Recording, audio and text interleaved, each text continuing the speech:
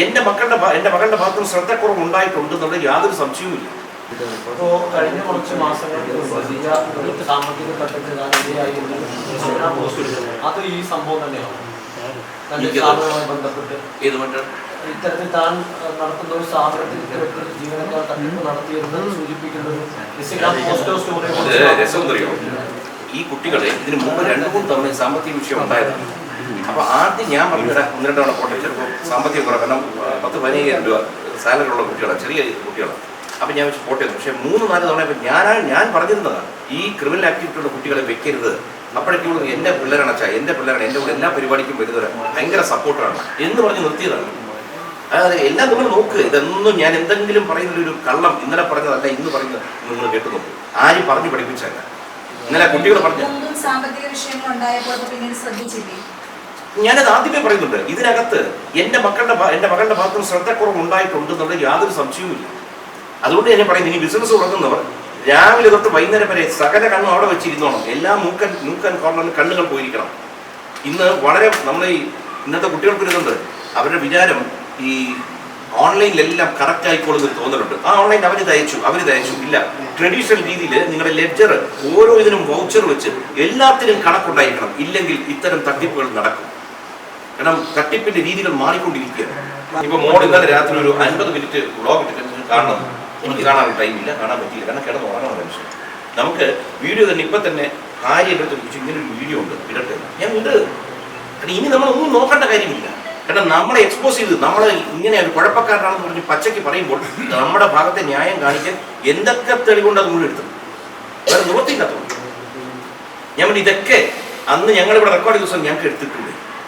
പ്രശ്നം തീർന്നു, കേസിനെ കുറച്ചുകൂടി ബലപ്പിച്ചുണ്ട്. നിങ്ങളൊന്ന് ആലോചിച്ച് നോക്ക്, നമ്മുടെ ഈ വീഡിയോ എടുത്തു തന്ന ഈ സംഭവം നടന്ന ദിവസം ഇതെല്ലാം കഴിഞ്ഞ് നിങ്ങളുടെ അറിവിലേക്കായിട്ടൊരു കാര്യം പറയാം. പെൺകുട്ടികൾ ഇന്ന് പലതരത്തിലുള്ള ബുദ്ധിമുട്ടൊക്കെ പോയി. പ്രത്യേകിച്ച് ഞങ്ങളുടെ 4 മക്കളും ഈ സോഷ്യൽ മീഡിയയിൽ നിൽക്കുന്നുണ്ട്, തിരിച്ചറിവുള്ള മുഖങ്ങളായിട്ട്. ഞങ്ങളുടെ വീട്ടിലവിടെ പലപ്പോഴും നിങ്ങൾ കാണും, പിള്ളേർ വന്ന് വീട്ടിൽ ചാടി കയറിയ സംഭവം പലതും ഉണ്ടാവാറുണ്ട്. ഈ സംഭവം നടന്നതിന് ശേഷം ഏറ്റവും കൃത്യമായിട്ട് ഓർക്കുന്നില്ല, രാത്രി ഞങ്ങൾ കുടുംബം മൊത്തമായിട്ട് പുറത്തുപോയി ഭക്ഷണം കഴിച്ചിട്ട് വരുന്ന വഴി മൂത്ത മോളും ഇഷാനിയും ഹൻസികയായിട്ട് കാണാൻ വരുന്നു. ഒരാള് മരുതൻകുഴി പാലത്തിന് തൊട്ടുമ്പോൾ ലൈറ്റ് അടിക്കുന്നു, കൈ കാണിക്കുന്നു. ഇവരെന്താണെന്നറിയാതെ ഈ വണ്ടി കൊണ്ട് നിർത്തുന്നു, തടഞ്ഞു നിർത്തി തെറി വിളിക്കുന്ന വീഡിയോ വരെ എടുത്തു വെച്ചു. ഞങ്ങൾ ഇതുവരെ പറഞ്ഞിട്ടുണ്ട്, ഇതുമായി ബന്ധപ്പെട്ടതാണോ അല്ലയോ എന്നറിയില്ല. പിള്ളേർ പേടിച്ചു പോകും. ഇന്ന് നിങ്ങൾക്ക് അതിന്റെ വീഡിയോ ഞാൻ തരാം. ആളായിരുന്നു പോലെ പിള്ളേർ പേടിച്ചിട്ട് നമ്പർ എടുക്കാൻ പറ്റില്ല. ഇയാൾ പറയുന്നതല്ല, വീഡിയോ എടുത്തു തുടങ്ങി പറഞ്ഞു, ഞാൻ കൃഷ്ണമാരുടെ ഫ്രണ്ടാണ്, നീ സൂക്ഷിച്ചു പോക്കണം എന്തൊക്കെയോ പറയും.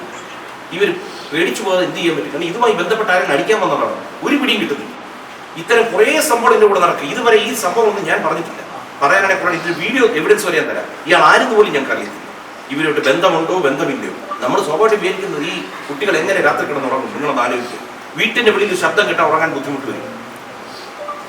ഈ തന്റെ തലയൊക്കെ ജീവിച്ചിരിക്കുന്നതുകൊണ്ട് നമുക്ക് സപ്പോർട്ട് ചെയ്യാൻ പറ്റും.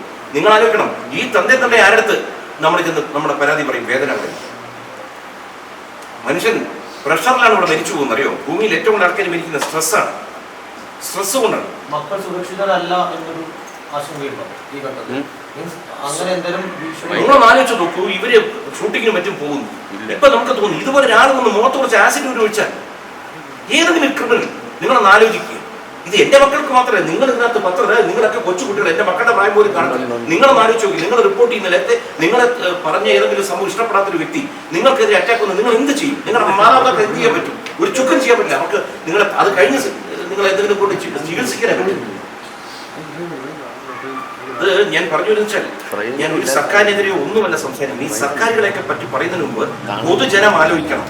നമ്മുടെ അടുത്തുള്ളവർക്ക് എന്തെങ്കിലും സംഭവിക്കുന്നുണ്ടോ? നമ്മുടെ പരിസരവുമായിട്ട് ബന്ധം വെക്കണം, എല്ലാവരുമായിട്ട് ടച്ച് വെക്കണം. ഇതിപ്പോ ആരുമായും ബന്ധമില്ല, വല്ലാത്തൊരു അവസ്ഥയിലോട്ട് പോയിക്കൊണ്ടിരിക്കുന്നു.